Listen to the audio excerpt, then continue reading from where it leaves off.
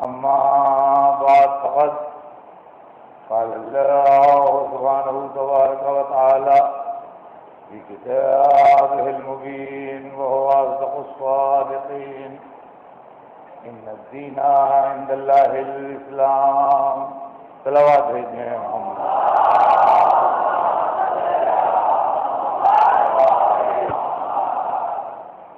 خداوند عالم قرآن مجید میں ارشاد فرما رہا ہے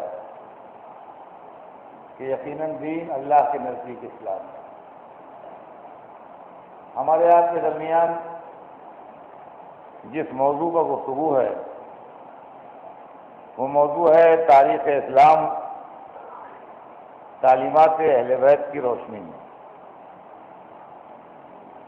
میں نے آپ کی خدمت میں گزشتہ مجلسوں میں جو چیز عرض کی وہ یہ ہے کہ تاریخ کے اندر حدیث کی کتابوں میں، تفسیر کی کتابوں میں، اس کے علاوہ اسلامی واقعات جن کتابوں میں بھی ہیں، ہم کو غلطیوں کا انبار نظر آتا ہے اور ان غلطیوں کے نتیجے میں کبھی کبھی اعتراض کرنے والے سیرت سرور کائنات پر، اسلام پر، مذہب پر اعتراض کرتے ہیں. حوالہ ان کتابوں کا دیتے ہیں کہ اس کتاب میں ایسا لکھا ہے، آپ دیکھ لیجئے، اس کتاب میں ایسا لکھا ہے، آپ دیکھ لیجئے. اس کے نتیجے میں ہماری قوم کے نوجوان خاص طور سے پریشان ہوتے ہیں اور کبھی کبھی ہم لوگوں سے سوال کرتے ہیں کہ صاحب وہ ایسا کہہ رہے تھے لوگ، ایسا لکھا ہے کیا کتاب میں؟ اور اگر ایسا لکھا ہے تو اس کا مطلب تو یہ ہوا. یہ سمجھیے 1% لوگ ایسے ہیں جو ہم لوگوں تک پہنچتے ہیں. 99% جو ہیں وہ گھٹ کے رہ جاتے ہیں. ان کو یا تو کوئی مولوی ملتا نہیں، یا ان کی ہمت نہیں پڑتی، یا وہ شائی نیچر کے ہوتے ہیں، شرما جاتے ہیں، نہیں پوچھنا چاہتے. بہرحال 99% جو ہے وہ گھٹ گھٹ کے رہتے ہیں. لہذا میں نے یہ سبجیکٹ جو تیار کیا یہ اس بنیاد پر تیار کیا کہ میں آپ کے ہاتھ میں ایک کسوٹی دے دوں تاکہ آپ اپنے گھر بیٹھے بیٹھے جب کتاب پڑھیں تو آپ خود فیصلہ کر لیں کہ یہ روایت غلط ہے، یہ روایت صحیح ہے، یہ معتبر ہے، یہ غیر معتبر ہے، یہ ہم مانیں گے اور یہ ہم نہیں مانیں گے. اب رہ گیا ہے کہ کسی نے لکھی ہو. میں ایک دن مجلس میں آپ کی خدمت میں اشارتاً کہہ چکا ہوں، بالکل شاید پہلی یا دوسری مجلس میں، کہ عالم اسلام میں سب سے بڑی بدنصیبی یہ ہے کہ ہمیں اللہ و رسول نہیں پیارے ہیں، راوی پیارے ہیں. کتابوں کے رائٹر پیارے ہیں، کتابیں پیاری ہیں، فلاں کتاب میں لکھا ہے، لہذا ہم کیسے نہ مانیں. سیرت رسول پر برا اثر پڑ رہا ہے، اس کی فکر کسی کو نہیں ہے. رسول کی سیرت رہے یا جائے، ہمارا رائٹر بچ جائے. جس نے کتاب لکھی ہے اس کے دامن پہ کوئی داغ نہ لگنے پائے. قرآن نے جو کہا ہے وہ کیا ہے اس سے ہمیں بحث نہیں ہے. ہمیں راوی نے جو کہا ہے وہ بھروسے کے قابل ہے. ہمیں تو عالم اسلام جو ہے وہ راویوں کے چکر میں پھنسا ہوا ہے. عالم اسلام جو ہے وہ حدیثوں کی کتابوں کے کمپائلر کے چکر میں پھنسا ہوا ہے. نتیجہ یہ ہوتا ہے کہ بات جو ہے وہ بگڑتی ہے، اور جب بات بگڑتی ہے تو بدنام نہ میں ہوتا ہوں نہ آپ ہوتے ہیں، بدنام یا دین ہوتا ہے یا دین کے رہبر ہوتے ہیں. لہذا میں نے ایک ٹچ اسٹون، ایک کسوٹی، ایک اصول بنا کے آپ کو دے دیا اتنے دنوں کی محنت میں کہ 3 باتیں ہمیشہ پیش نظر رکھیے گا. اگر نورانیت کے خلاف بات آ رہی ہے تو غلط ہے، اس لیے کہ محمد والے محمد نورانی ہے. اگر علم کے خلاف بات آ رہی ہے تو غلط ہے، اس لیے کہ اللہ نے ان کو اپنے مکتب میں تعلیم دی ہے، اور اگر عصمت کے خلاف بات آ رہی ہے تو غلط ہے، اس لیے کہ اللہ نے ان کو معصوم بنایا ہے۔ اب اگر کوئی روایت ایسی آتی ہے جو نورانیت، علم و عصمت کے خلاف نہیں ہے، اس کو ایکسپٹ کر لیجئے، وہ ضرور صحیح روایت ہے۔ اب اس تمہید کے بعد اور اس گفتگو کے بعد میں اپنا مضمون شروع کرتا ہوں۔ ابھی تک تو میں آپ کے واسطے جو کچھ پڑھ رہا تھا وہ ایک تمہید تھی جو میں آپ کے سامنے پڑھتا رہا۔ اب میں چاہتا ہوں کہ میں اپنا مضمون شروع کروں، اس لیے کہ ابھی جو 5 مجلسیں باقی ہیں ان میں اپنا مضمون سنا کے آپ کو اپنی بات مکمل کروں کہ کائنات عالم میں اندھیرا تھا، علم کی جگہ جہالت کا راج تھا، عدل و انصاف کی جگہ ظلم کا راج تھا، انسان کی جان کی قیمت نہ تھی، غلام آدمی نہیں سمجھے جاتے تھے، طاقت اصل چیز سمجھی جاتی تھی، جتھے والے جو چاہتے تھے کر گزرتے تھے، انسانیت فریاد کر رہی تھی، شرافت کراہ رہی تھی کہ اللہ نے اپنے بندوں پر رحم کیا اور اپنے سب سے بڑے رسول کو مکے کی سرزمین پر بھیجا۔ سرور کائنات کی ولادت باسعادت سن 1 عام الفیل، یعنی وہ سال جس سال کعبے پر ہاتھیوں کا حملہ ہوا تھا، 17ویں ربیع الاول جمعے کے دن صبح صادق کے وقت مکہ معظمہ میں سرکار کی ولادت ہوئی۔ اب تاریخ ولادت کے سلسلے میں جو علماء اسلام میں اختلافات ہیں، ان اختلافات کے اوپر آپ توجہ نہ دیجیے، اس لیے کہ اس میں آپ اپنا وقت ضائع کر کے کچھ حاصل نہیں کریں گے۔ اس میں وقت ضائع کر کے آپ کو کچھ حاصل نہیں ہوگا۔ رہ گیا یہ کہ ہاں میں نے جو بات پڑھی اس کو جواب دہی میرے ذمے ہے۔ میں نے جو بات پڑھی وہ یہ کہ 17ویں ربیع الاول جمعے کے دن سن 1 عام الفیل وقت صبح صادق سرکار کی ولادت ہوئی۔ 17ویں ربیع الاول میں نے کیسے پڑھی؟ میری دلیل یہ ہے کہ بہت سے معاملے ایسے ہوتے ہیں جس کے اندر فیملی سورس معتبر ہوتا ہے۔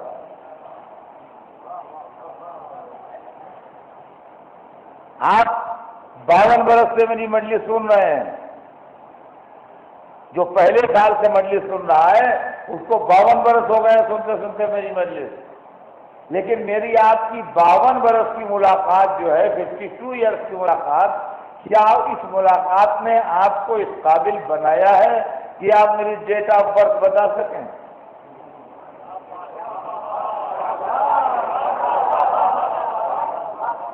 کیا اس 52 سال کی ملاقات نے آپ کو اس قابل بنا دیا ہے کہ آپ میری ڈیٹ آف برتھ بتا سکیں؟ معلوم ملاقات اپنی جگہ ہے، ڈیٹ آف برتھ بالکل ایک پرائیویٹ اور پرسنل معاملہ ہے۔ یہ معلوم کرنا ہے تو میرے گھر والوں سے پوچھیے، مجلس میں آنے والوں سے نہ پوچھیے۔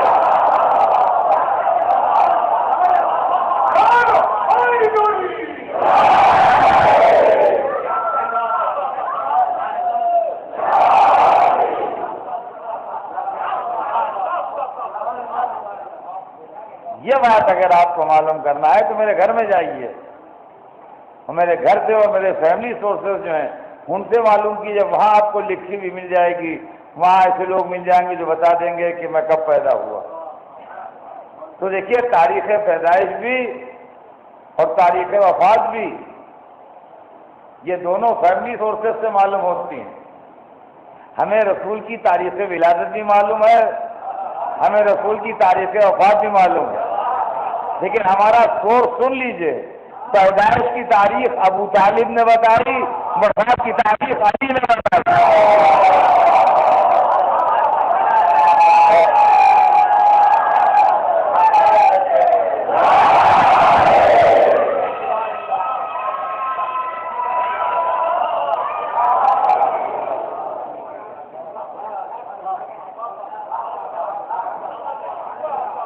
پیدائش کی تاریخ اس نے بتائی، جس نے دنیا میں آنے کے بعد پہلے اپنی آغوش میں لیا، پہلے اپنے پیار نچھاور کیے، تاریخ پیدائش اس نے بتائی، اور تاریخ وفات اس نے بتائی جس نے رو رو کے غسل دیا، کفن پہنایا، نماز پڑھائی، قبر میں لٹایا، انہوں نے تاریخ وفات بتائی۔ تو سرکار دو عالم کی ولادت باسعادت ہمارے ذرائع کے مطابق 17ویں ربیع الاول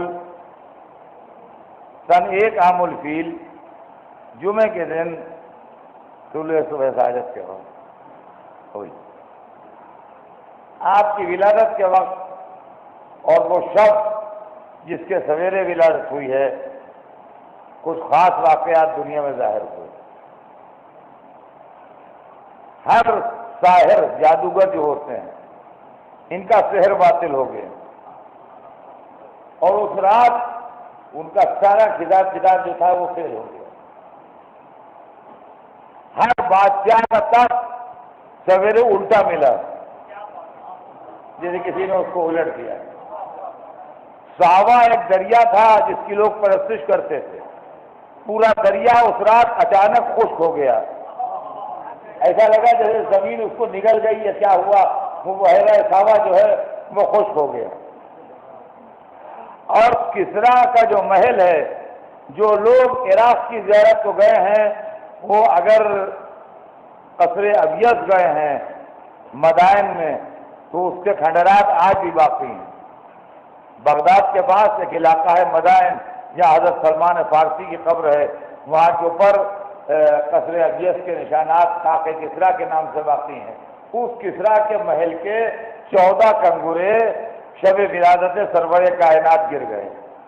تاریخ میں یوں ہی لکھا ہے، اب مجھے معلوم نہیں، مگر تاریخ میں یہ لکھا ہے کہ جس رات کے سویرے حضور پیدا ہوئے ہیں، کسریٰ کے محل کے 14 کنگورے خود بخود گر گئے۔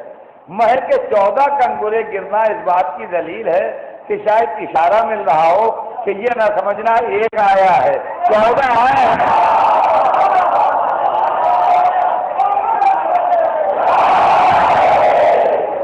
اور آپ کی والدہ گرامی بی بی آمنہ نے وقت ولادت آیات الہی کا مشاہدہ کیا اور ایسا نور چمکا جس میں وہ فرماتی ہیں کہ میں نے شام تک کے محل دیکھے۔ چاہنے والے دادا نے اپنے یتیم پوتے کو اپنی آغوش میں لیا، چاہنے والے چچا نے اپنے یتیم بھتیجے کو اپنے کلیجے سے لگایا، اور یہ بچہ گھر میں شہزادوں کی طرح پلنے لگا۔ کبھی کبھی بعض لوگ یہ سوال کرتے ہیں کہ آتے ہی اعلان رسالت کیوں نہ فرما دیا، اسی طرح جیسے حضرت عیسیٰ نے آتے ہی اعلان رسالت فرما دیا۔ دیکھیے غور کیجیے گا، مسئلے میں دونوں کا فرق ہے۔ عیسیٰ کی ولادت اس طرح ہوئی تھی کہ بی بی مریم کی شادی نہیں ہوئی تھی۔ اگر عیسیٰ پیدا ہوتے ہی نہ بولتے اور اپنی عظمت کا اعلان نہ کرتے تو عیسیٰ کے متعلق زبانوں میں نہ جانے کیا کہہ دیا جاتا۔ لہذا جناب عیسیٰ کے لیے ضروری تھا کہ وہ ولادت کے ساتھ اپنی عظمت و جلالت و نبوت کا اعلان کریں، تاکہ جن دماغوں میں بیماری اور مرض ہے ان دماغوں سے خراب خیالات جو ہم نکل جائیں۔ سرور کائنات کی ولادت کے وقت ایسا کوئی مسئلہ درپیش نہیں تھا، لیکن یہ تصور کر لینا کہ یہ نبی نہیں پیدا ہوئے تھے یہ غلط ہے۔ نبی آیا دنیا میں تو نبی تھا، اب رہ گیا یہ کہ اس نے کار نبوت کب شروع کیا، یہ ایک الگ مسئلہ ہے۔ دیکھیے یہ دو باتیں ہیں، بچے اس فرق کو سمجھیں، یعنی وہ اس صلاحیت کا مالک ہے کہ نہیں۔ میں بمبئی آیا مجلس میں پڑھنے کے لیے، مجلس پڑھنا ہے مجھے آج رات سے، میں سویرے آیا، سویرے کی فلائٹ سے 9 بجے دن کو پہنچا بمبئی، مجلس پڑھنا ہے مجھے 9 بجے رات کو، تو کیا 9 بجے دن سے جب سے میں بمبئی آیا کیا میں ذاکر نہیں ہوں؟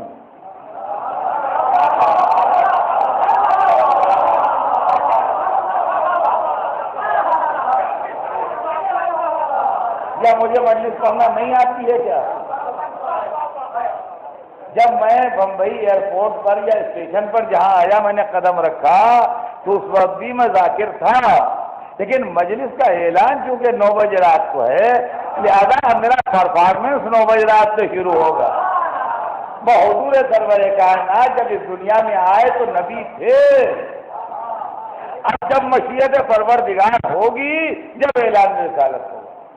اور عزیزان گرامی، کیونکہ یہ موضوع بڑا سیریس ہے، لہذا میں اس کے اندر 2-3 ٹکڑے ہمیشہ ایسے، تاکہ سنجیدہ لوگ بھی غور کریں۔ وہ لوگ جو اس بات کے قائل ہیں، دیکھیے بڑی مشکل کی بات یہ ہے اور مجھے اس کا بڑا صدمہ ہے کہ لوگ ہماری تقریریں جذباتی ہو کے سنتے ہیں، یا ہم کو کسی فرقے یا کسی مذہب کے دائرے میں قید کر کے دیکھتے ہیں۔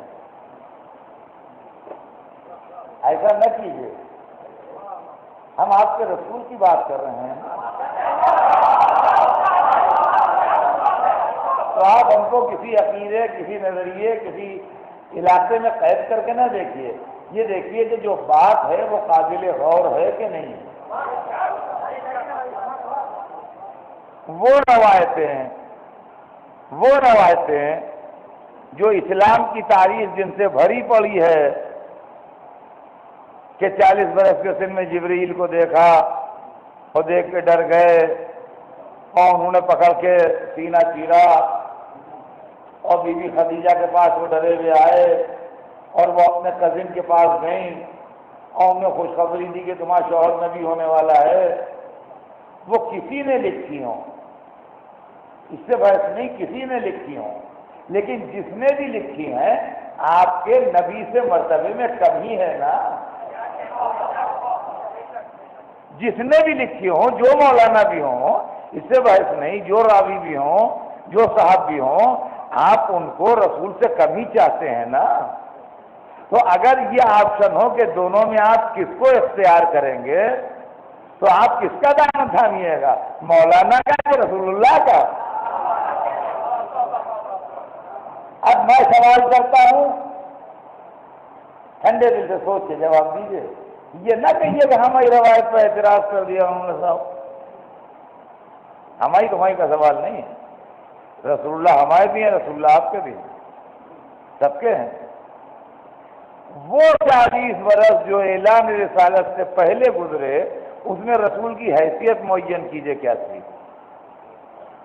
ایک طرف آپ کہتے ہیں سارا معاشرہ کافر تھا، تو یہ کافر تھے کہ مومن تھے؟ پہلے یہ سمجھیے، اگر مومن تھے تو کس نبی کے فالوور تھے؟ دین عیسیٰ پر تھے کہ ملت ابراہیم پر تھے؟ چاہے دین عیسیٰ پر مانیے چاہے ملت ابراہیم پر مانیے، اگر ملت ابراہیم پر تھے تو ابراہیم ان کے نبی تھے جو ان کے امتی تھے، اگر دین عیسیٰ پر تھے تو عیسیٰ ان کے نبی تھے جو امتی تھے، تو 40 برس تک یہ سبارڈینیٹ رہے کسی نبی کے، اس کے بعد حاکم بن گئے اس کے۔ آپ حیثیت معین کیجئے کہ آپ کے رسول کی حیثیت کیا ہے۔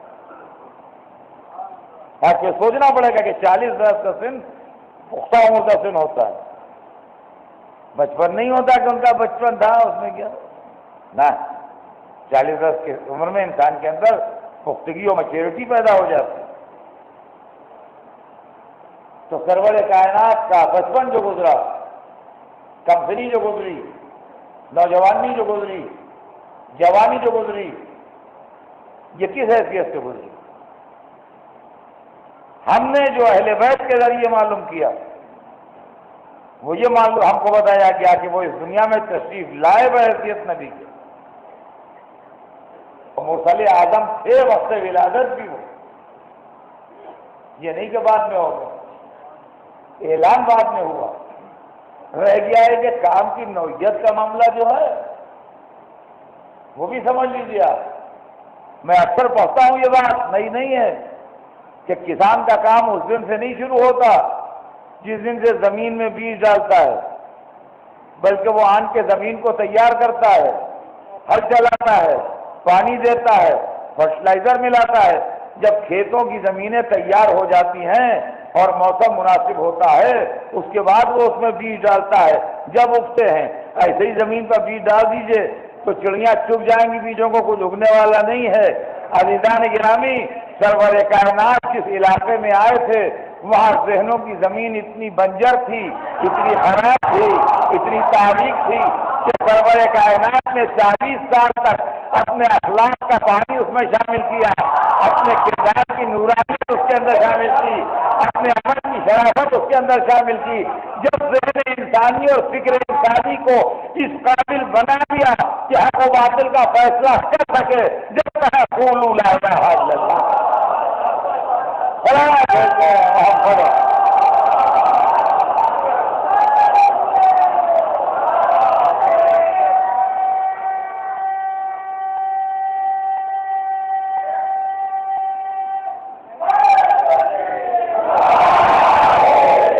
آپ کی سیرت پاک کے تعلق سے یہ کتابوں میں لکھا ہے کہ بہت کمپنی میں اور بہت بچپن میں عام بچوں سے بالکل الگ تھے، نہ وہ انداز تھے، نہ وہ طور طریقے تھے، نہ وہ کھیل کود تھا، نہ وہ کیفیتیں تھیں جو بچوں میں ہوتی ہیں، بلکہ سنجیدگی، ذہن کی پختگی، فکر کی بلندی، اخلاق کی وسعت، ان تمام چیزوں نے مل کے اس بچے کو عام بچوں سے بالکل الگ بنا دیا۔ دوسری چیز جو سرور کائنات کے تعلق سے کتابوں میں ملتی ہے وہ یہ ہے کہ اس کے اندر اللہ کی مشیت کو دخل ہے، میں جانتا ہوں، لیکن یہ کہ آپ کا ڈیولپمنٹ جو ہے وہ عام انسانوں کی طریقے سے نہیں، اور عام بچے جس طریقے سے ڈیولپ ہوتے ہیں اس طریقے سے ڈیولپمنٹ نہیں تھا کہ جیسے 6 مہینے کا بچہ جتنا ہوتا ہے یا سال بھر کا بچہ جتنا ہوتا ہے، بلکہ آپ کا ڈیولپمنٹ جو تھا بہت فاسٹ اور عام انسانوں کے ڈیولپمنٹ سے مختلف ہے۔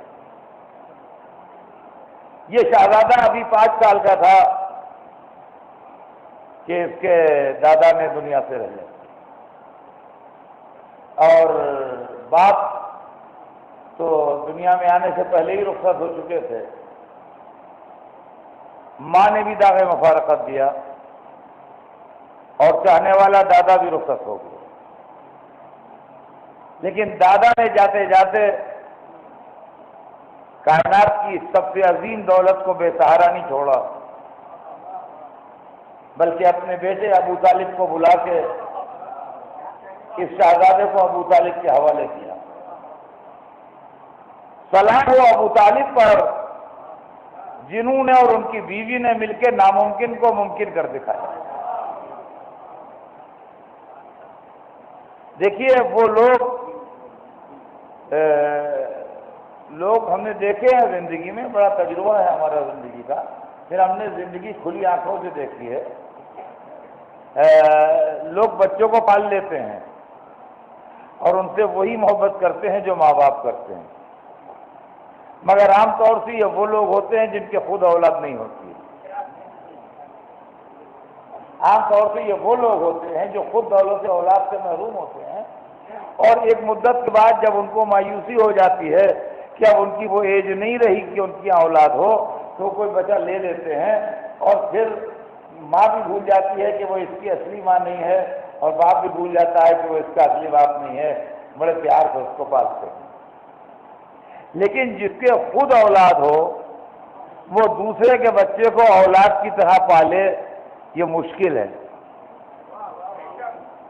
دیکھیے میں لفظ ناپ تول کے بول رہا ہوں، جس کے خود اولاد موجود ہو وہ دوسرے کی اولاد کو اس طرح پالے جیسے اپنی اولاد کو پال رہا ہے، یہ مشکل ہے۔ مشکل ہے کا مطلب یہ ناممکن نہیں ہے، ڈیفیکلٹ ہے، امپاسبل نہیں ہے، لیکن جس کی اولاد موجود ہو وہ دوسرے کے بچے کو اس طرح پالے کہ اپنی اولاد سے بڑھ کے اس کا خیال رکھے، یہ ناممکن ہے۔ ابو طالب اور ام المومن جناب فاطمہ بنت اسد نے یہ ناممکن ممکن کر کے دکھایا، باوجود اس کے کہ ان کے گھر خود اولادیں تھیں، مگر انہوں نے اس طرح پالا اس کائنات کی دولت کو، اس طرح پالا اس کائنات کی دولت کو کہ اپنی اولادوں کو نظر انداز کیا اور اس شہزادے کو پالتے رہے، اور خالی پالتے ہی نہیں رہے بلکہ ابو طالب نے تو بہت بڑا کارنامہ انجام دے دیا۔ عزیزان گرامی، ابو طالب کے کارنامے کو کوئی معمولی نہ سمجھے۔ ابو طالب دیکھیے ہوتا کیا ہے کہ آرگنائزیشن کو جو پیسے دیے جاتے ہیں، مدد کی جاتی ہے، کہیں مدرسہ چل رہا ہے، کوئی چیریٹی کا ٹھکانہ ہے، پور ہاؤس ہے، آپ نے $1 ملین دے دیے، ٹھیک ہے، بہت بڑا کام کیا، بہت کار خیر، لیکن $1 ملین ایک اسٹیج پہ جا کے ختم ہو جاتے ہیں۔ تھوڑی ضرورتیں پوری ہوں گی، میں نے مانا، لیکن ایک اسٹیج پہ جا کے کیش جو ہے وہ ختم ہو جائے گا۔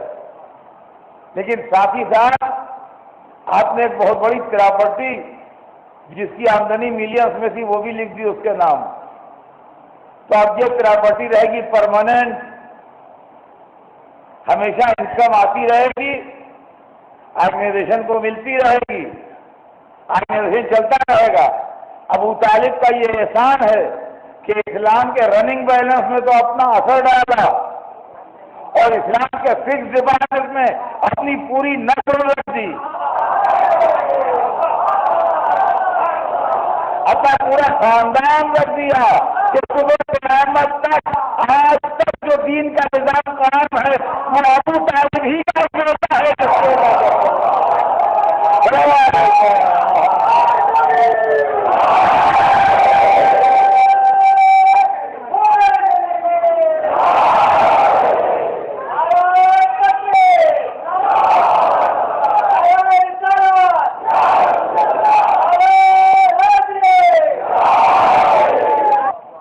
قافلہ مکے سے تجارتی قافلہ ہر سال نکل کے شام جاتا تھا۔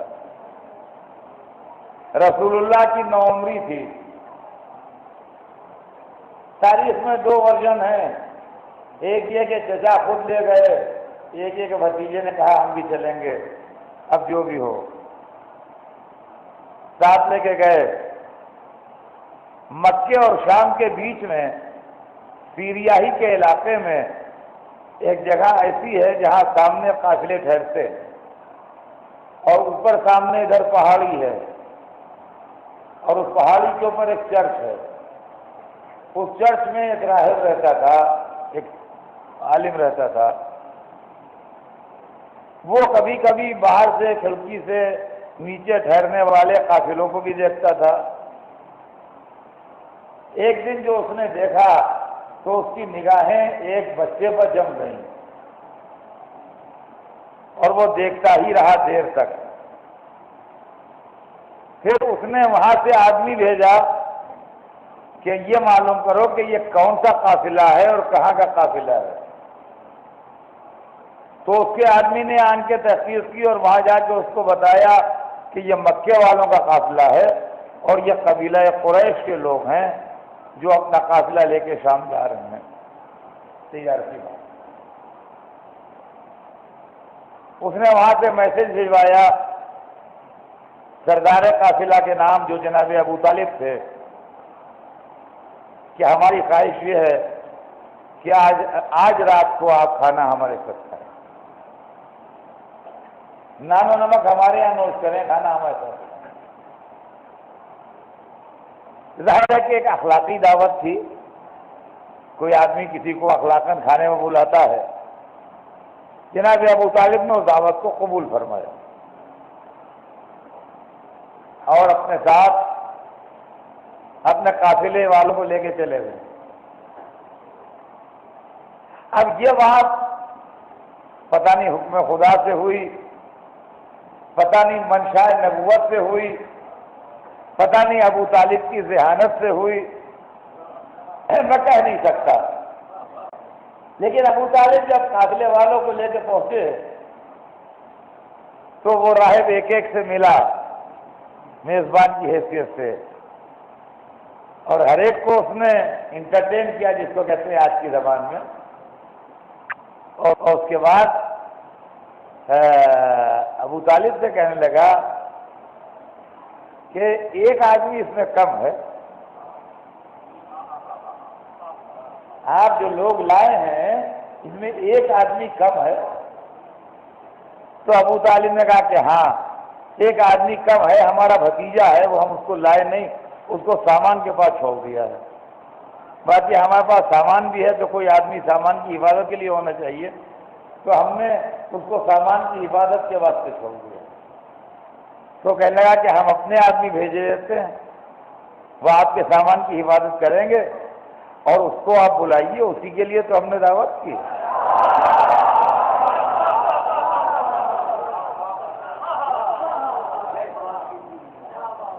اس دعوت کا چیف گیسٹ تو وہی بچہ ہے جس کو آپ چھوڑ آئے، اس کے بغیر دعوت کہاں ہوگی؟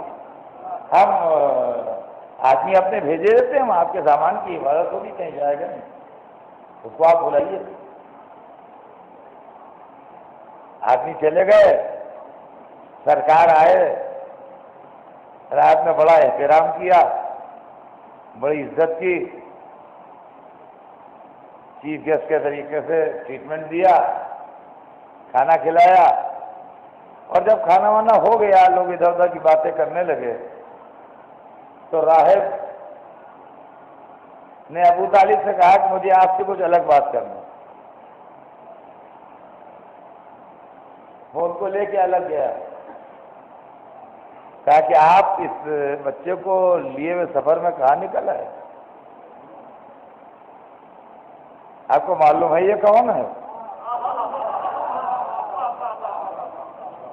آپ کو معلوم ہے یہ کون ہے؟ یہ پیغمبر آخر الزمان ہے۔ میں اس کے اندر سارے وہ آثار دیکھ رہا ہوں جو میں نے تورات و انجیل میں پڑھے ہیں۔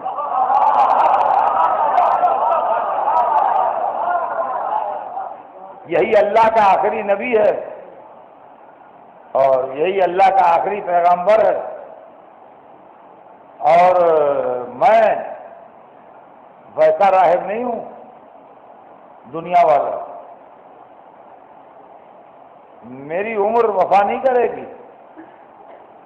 اگر میری عمر وفا کرتی تو میں پہلا شخص ہوتا کہ اس پر ایمان لاتا، یہ اعلان کرتا، لیکن میری عمر میں بہت کم وقت باقی، لیکن آپ اس کو حفاظت سے رکھیے، گھر سے نہ نکالیے، اس لیے کہ اگر یہود و نصارہ دیکھ لیں گے اور ان کو پتہ لگ جائے گا اس کا، اور پہچان لیا گیا کہ رہی ہے، تو اس کو زندہ نہیں چھوڑیں گے، مر ڈالیں گے، لہٰذا آپ اس کی حفاظت کیجیے۔ یہ واقعہ تاریخ کے اندر موجود ہے۔ اب اس کے اندر کسی کے دماغ میں یہ خیال آ سکتا ہے کہ راہب تو اتنا چاہنے والا نکلا کہ وہ بات بتا رہا ہے حفاظت کی، اور چچا جو ہے وہ سفر میں لیے گھوم رہے ہیں، ان کو خیال چاہیے تھا کہ وہ لے کے نہ نکلتے۔ میں اس کے اندر آپ کا دماغ میں جانتا ہوں، میں مجلسیں پڑھتا ہوں، میں دماغ کی ریڈنگ کرتا ہوں، میں جانتا ہوں کہ کتنے دماغوں میں یہ سوال کوشچن مارک بن گیا کہ راہب نے تو یہ بات کہی، ابو طالب کیسے سے لے کے نکلا، مگر اس کے اندر ایک باریک نقطہ آپ بھول گئے، وہ ابو طالب تھے جو مکے کی پرمہن زندگی میں حفاظت کر سکتا ہے، کیا محمد۔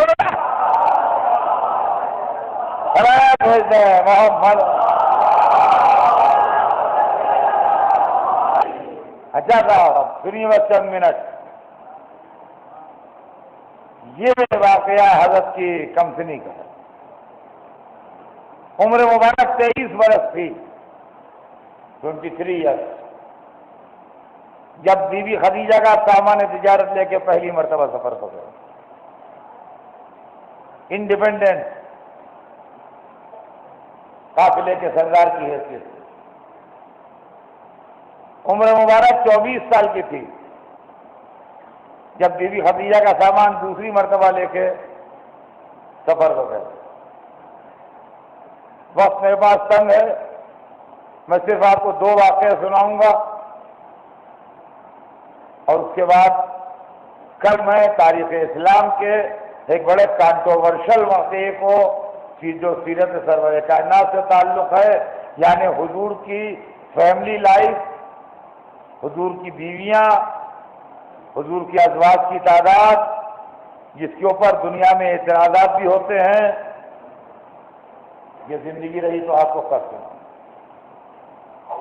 کل کی مجلس، اس لیے کہ سینکڑوں دشمنان اسلام رسول کی سیرت کو اس بہانے غلط طریقے سے پیش کرتے، لہذا ہم کل اس مسئلے کے اوپر گفتگو کریں۔ آج تو صرف اتنا کہ ایک شخص تھا جس کا نام میسرہ تھا، میسرہ بی بی خدیجہ کا غلام تھا اور بی بی خدیجہ کی طرف سے قافلے میں جاتا تھا اور ان کا بڑا بھروسے کے قابل غلام تھا، ان کی طرف سے جاسوس بھی تھا، یعنی سب جو باتیں ہوتی نہیں سب وہ آن کے بتاتا۔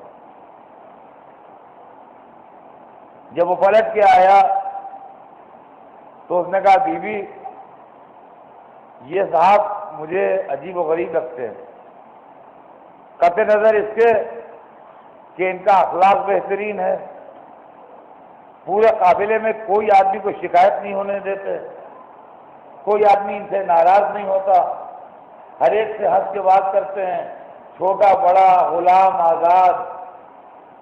دوسری بات یہ ہے کہ نہایت تجارت کے معاملے میں بہت ہوشیار ہیں، کسی سے غلط بیانی نہیں کرتے، کسی کو دھوکہ نہیں دیتے، کوئی ایسی بات نہیں کرتے جو تجارت کے اصول کے خلاف ہو، مگر زیادہ سے زیادہ نفع کما لیتے ہیں، جس کو دیکھ کے ہم لوگ حیرت میں پڑ جاتے ہیں۔ یہ ان کی محض بزنس ٹیکنیک ہے کہ جس کی وجہ سے یہ اس کا زیادہ فائدہ اٹھا لیتے ہیں۔ خیر یہ سب باتیں تو اپنی جگہ ہیں، مگر ہم نے بعضی باتیں ان سے ایسی دیکھی ہیں کہ جس کی وجہ سے ہماری عقل حیران ہے کہ ہم اس کو کیا سمجھیں۔ کیا 2 سال ہوئے مجھے ان کے ساتھ سفر کرتے ہوئے، پہلے سال ہم نے ٹھیک سے غور نہیں کیا تھا لیکن اب کی بہت غور سے دیکھا ہے۔ چلیے ایک بات تو یہ ہے کہ جب یہ ریتیلی زمین پر چلتے ہیں تو ان کے پیروں کے نشان نہیں بنتے، جبکہ ہم میں سے ہر ایک کے پیروں کے نشان بنتے ہیں جب ہم ریتیلی زمین پر چلتے ہیں، لیکن جب یہ پہاڑی علاقے میں چلتے ہیں تو ان کے پیروں کے نشان بننے لگتے ہیں، جبکہ ہم میں سے کسی کے نہیں بنتے۔ ایک تو یہ بات ہم نے بڑی عجیب دیکھی۔ دوسری بات جو ہم نے دیکھی وہ یہ دیکھی کہ دن میں دوپہر میں ہر وقت ان کے سر کے اوپر ابر کا سایہ رہتا ہے۔ شروع میں ہم نے یہ خیال کیا کہ بھئی اتفاق کی بات ہے، جدھر یہ کھڑے ہیں ابر ادھر ہی ہے، یہ اتفاق ہے کہ اس سائڈ میں یہ کھڑے ہیں اس سائڈ میں ابر ہے، لیکن بعد میں پھر ہم نے تجربہ کیا کہ ہم نے ہوشیاری سے اپنی پوزیشن چینج کی اور باتیں کرتے کرتے ہم ادھر آ گئے تاکہ یہ ادھر آ جائیں، تو انہوں نے جیسے ہی اپنا اینگل چینج کیا ویسے ابر کے ٹکڑے نے بھی اپنا اینگل چینج کیا۔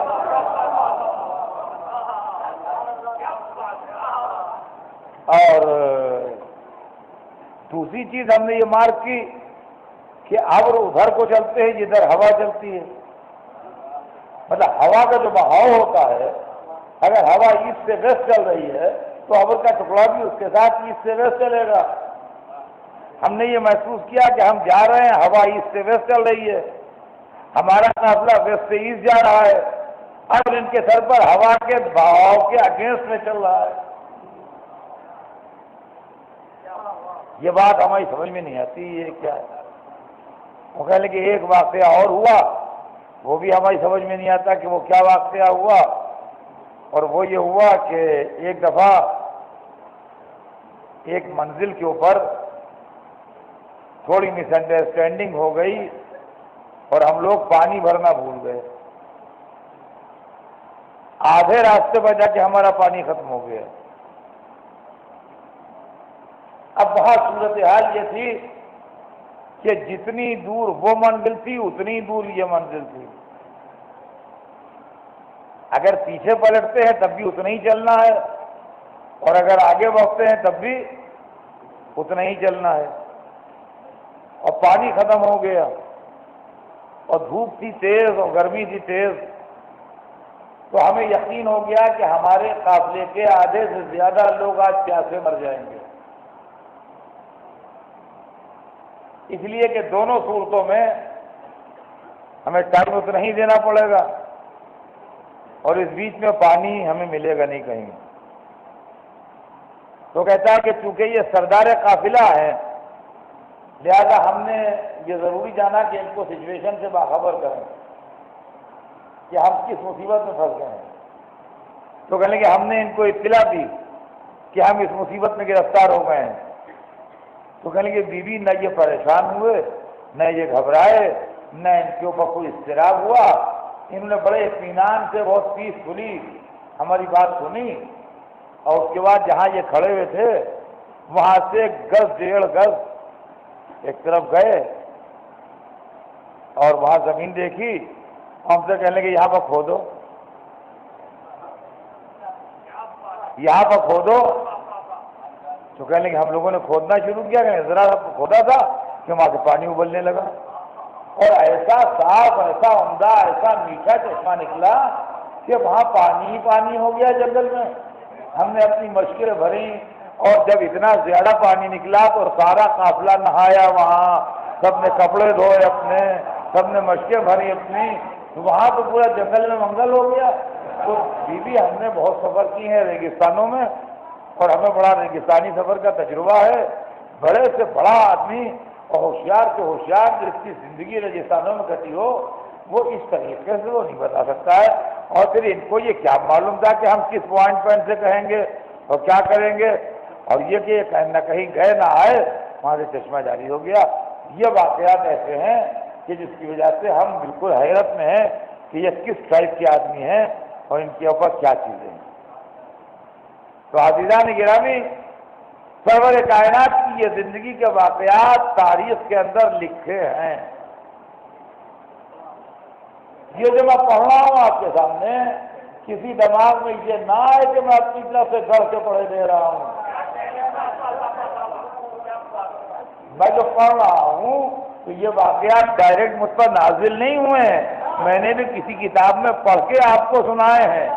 لیکن ایک بات کا مجھے صدمہ ہے اور بہت زیادہ صدمہ ہے کہ ہمارے مسلمان بھائی کتنے بھولے ہیں کہ اس تاریخ کے بعد بھی اسی بات پر زور دے رہے ہیں کہ ہمارے جیسے تھے.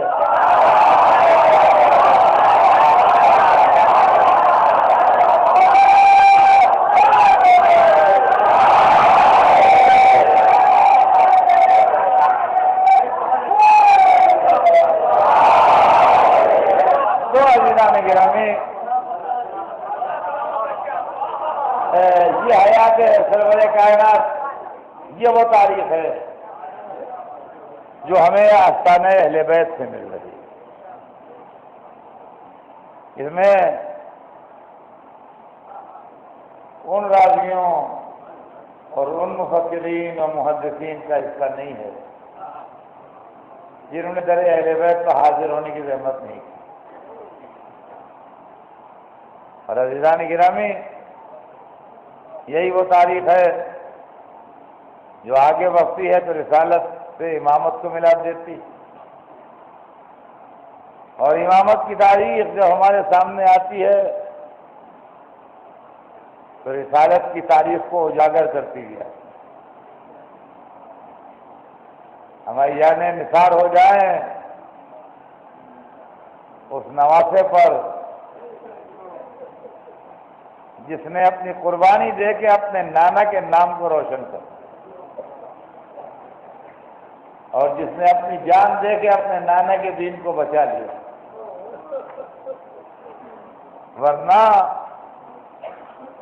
ملوکیت سے یہ امید کہاں تھی کہ محمد کا نام یاد رکھے گی. یہ تو امامت کا فیض تھا، وہاں تو ملوکیت کا نعرہ یہ تھا کہ لعبت ہاشم بالملک والا خبر جا والا وحی نظر، یہ ہے بادشاہت، یہ یزید کا شعر ہے جب حسین کا سر سامنے پیش کیا گیا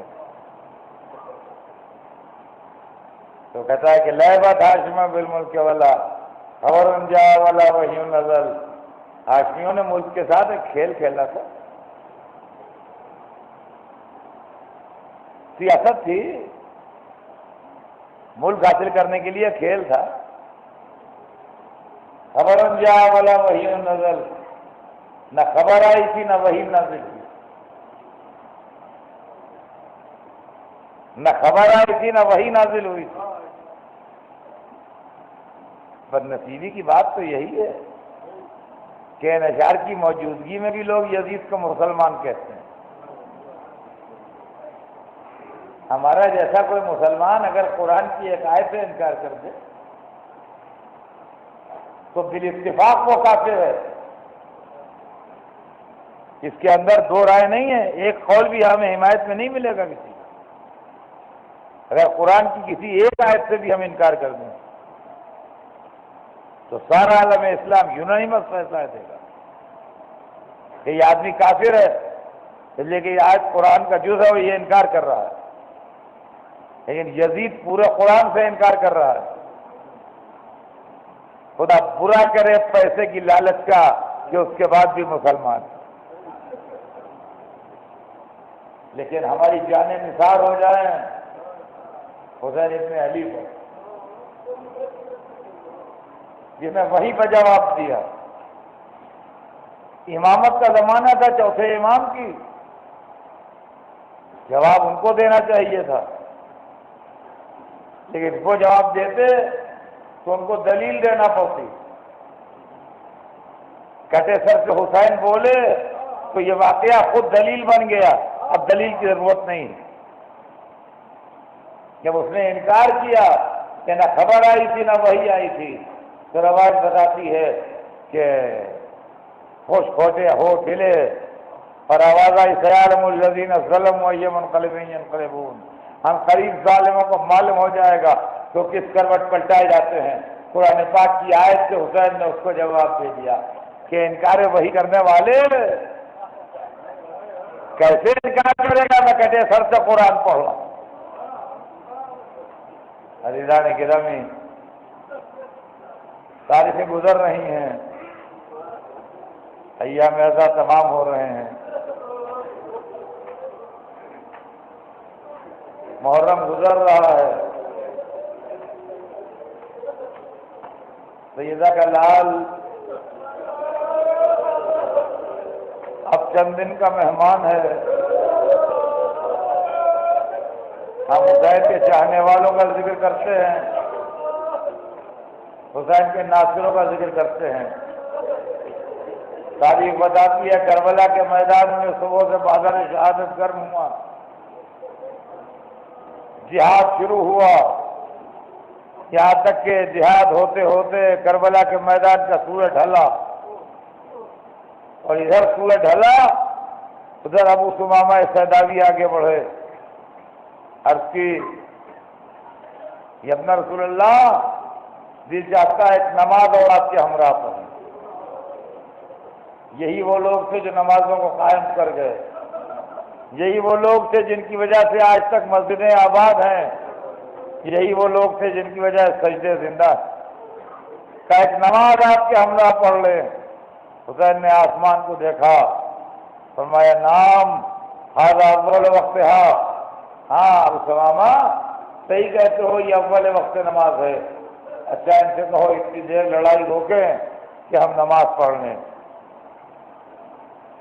گستاخوں نے بڑا نازیبہ جملہ کہا، حسین ابن نمیر ملعون نے شان امامت میں گستاخی کی۔ اس وقت بچپن کے دوست حبیب نے مظاہر سے تاب نہ آئی، تلوار کھینچ کے جھپٹے، کہا ما تقول یا ابن فائلہ، اور بد کردار ماں کے بیٹے کیا بکتا ہے،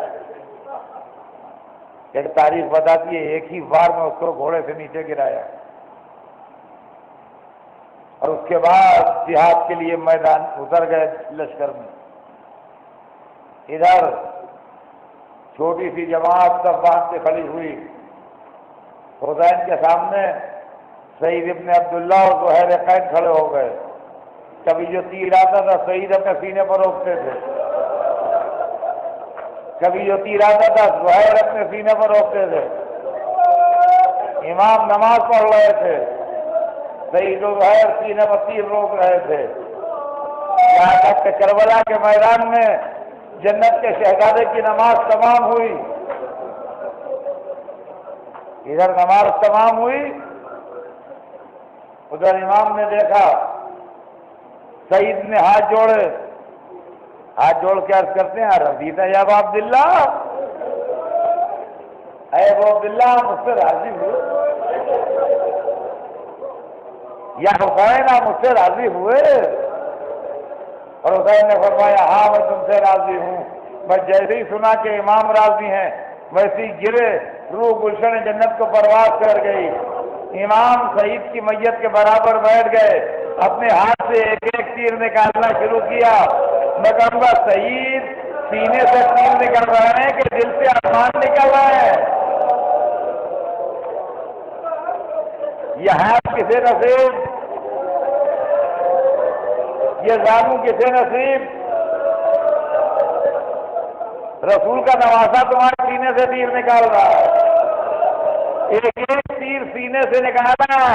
میں کہوں گا مولا یہ امتحان ظہر ہے جو سعید کے سینے سے تیر نکال رہے ہیں۔ ابھی دن ڈھلنے دیجیے، امتحان اصل اس سے زیادہ سخت ہے۔ عباس کی میت پر رونا ہوگا، کافر کی لاش کے ٹکڑوں